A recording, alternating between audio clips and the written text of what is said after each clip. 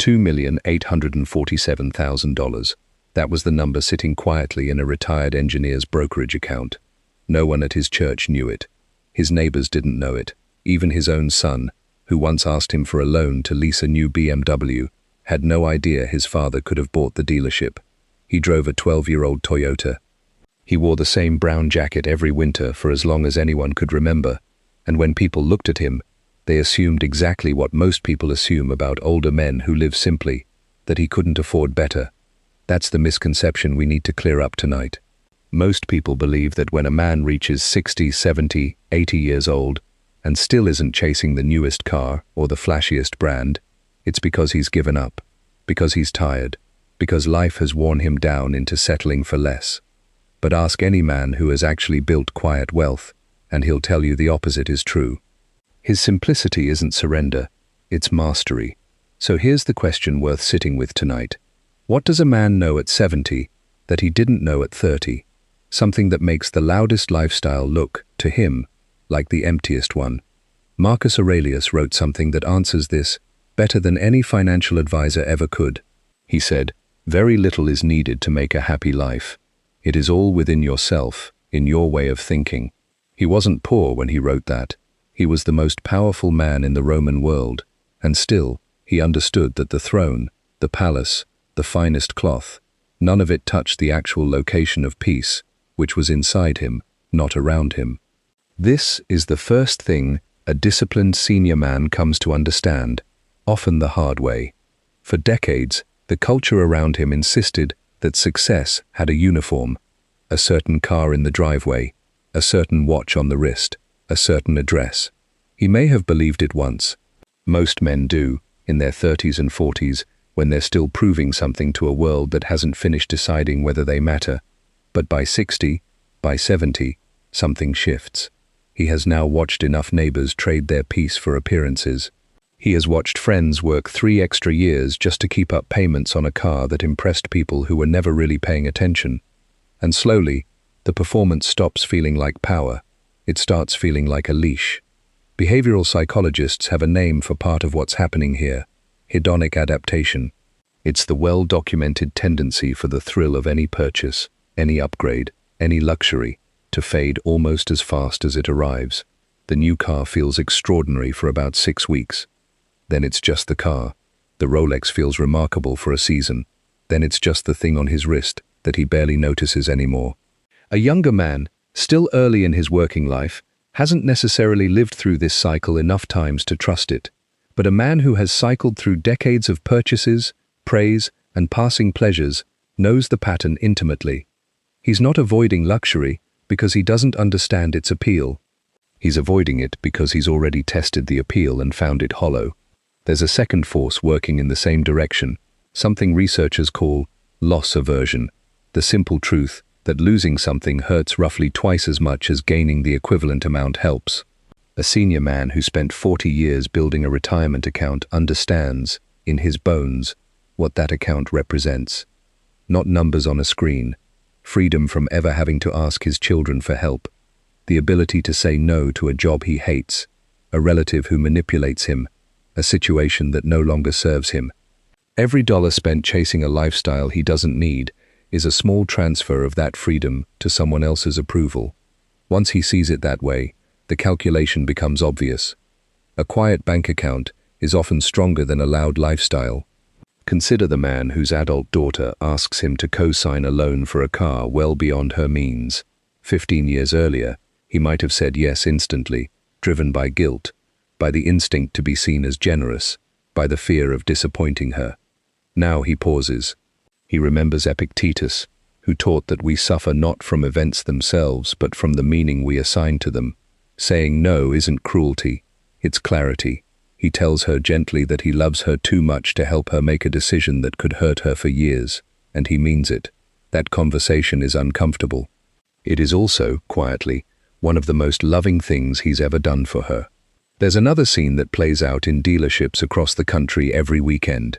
A salesman, sensing an easy customer, leads a well-dressed retiree toward the top trim level of a truck he doesn't need. The monthly payment sounds almost reasonable, the way these things are designed to. 15 years earlier, This same man might have said yes, just to avoid the awkwardness of walking away, or because some part of him still wanted the salesman, a total stranger, to be impressed. Now he simply says, "I'll think about it," and drives home in the truck he already owns, one that runs perfectly fine. This is present bias in reverse, the well-documented tendency for people to overweight immediate rewards at the expense of long-term well-being. Most marketing exists to exploit exactly that bias. A disciplined senior man has simply learned to recognize the pull when he feels it, name it, and let it pass. The same way he might wait out a wave of hunger before a big meal. He's also learned to keep his numbers to himself, not out of secrecy or mistrust, but out of hard-earned wisdom. He's watched what happens in families when an aunt, a cousin, or a well-meaning neighbor learns exactly how much someone has saved, how quickly warmth curdles into expectation, and expectation into resentment when it isn't met. So when a distant relative asks, half joking, whether he's sitting pretty after all those years of saving, he smiles and changes the subject. Privacy, for him, isn't about shame. It's about protecting the peace he spent 40 years earning and protecting the people he loves from the temptation to see him as a resource rather than a father, uncle, or friend. Seneca wrote to a friend once, reminding him that it is not the man who has too little, but the man who craves more, that is poor. A senior man who has internalized this doesn't measure his life against his neighbor's driveway. He measures it against his own definition of enough, a definition he spent decades refining through failure, through excess, through the slow education that only time provides. This is where Maslow's hierarchy becomes useful, not as a textbook diagram, but as a lived experience. In his 30s, a man might have been chasing esteem, status, recognition, the approval of colleagues and strangers. By his 70s, if he's done the inner work, he's often moved past that rung entirely, into something Maslow called self-actualization, the simple desire to live in alignment with his own values, whether or not anyone is watching. That's why the wealthiest quiet men on any street rarely feel the need to prove they're wealthy. The proving stopped mattering to them years ago. Fidelity's retirement research and the Federal Reserve's survey of consumer finances both point to a consistent and almost poetic finding. Many of the households with the highest net worth in America are the ones nobody would ever suspect. Modest homes, older vehicles, unremarkable wardrobes. Not because these men can't afford more, but because they made peace, long ago, with what actually makes a life good. There's a particular kind of dignity in downsizing on your own terms, rather than being forced into it. The man who sells the boat he hasn't used in 3 years isn't admitting defeat. He's removing weight he no longer wants to carry. The man who teaches his grandchildren to fix a bicycle instead of buying them a new one every year isn't being cheap. He's passing down something far more valuable than an object, the quiet confidence that comes from knowing how to make do, how to fix, how to appreciate. He isn't afraid of losing money. He refuses to become controlled by it. That's the real distinction between a man who has wealth and a man who is owned by his wealth. Real wealth begins where the need to impress ends. Retirement, for a man like this, was never the finish line where ambition dies. It's the reward for a life of discipline. Discipline that, ironically, still shapes exactly how he spends his time and money today. He isn't slowing down. He's spending his remaining years exactly where he wants to, on people he loves and pursuits that matter, instead of on things that will be forgotten within a year of his passing. There's a version of this same restraint that shows up in smaller, almost invisible moments. The dinner invitation to a restaurant he knows is overpriced, where he orders modestly and never once feels smaller for it. The golf buddy who upgrades his clubs every season, while he keeps the same set he's used for a decade, because they still do exactly what he needs them to do. The catalogue that arrives in the mail, promising a watch that will finally make people take him seriously, and the quiet, almost amused feeling he gets closing it, because he stopped needing people to take him seriously a long time ago.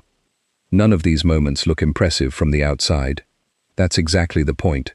Ego depletion research suggests that willpower is a finite resource each day, and a man who has removed the constant low-grade pressure to keep up with everyone around him simply has more of that resource left for the things that actually matter: his marriage, his health, his grandchildren, his peace. And that, in the end, is the legacy he's actually building. Not a garage full of things his children will need to sell at an estate auction, but a name that means something. A pattern of behavior his grandchildren will quietly try to imitate.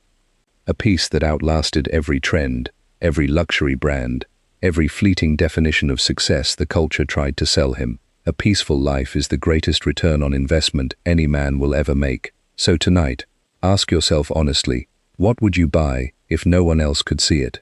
And what does that answer tell you about what you actually value? If this reflection meant something to you, share in the comments the greatest money lesson life has ever taught you, or the boundary you refuse to compromise, no matter who's asking. If you know another man who values wisdom over status, send this his way. And if you'd like more of these reflections, consider subscribing. Seek wisdom, protect your peace, leave a legacy.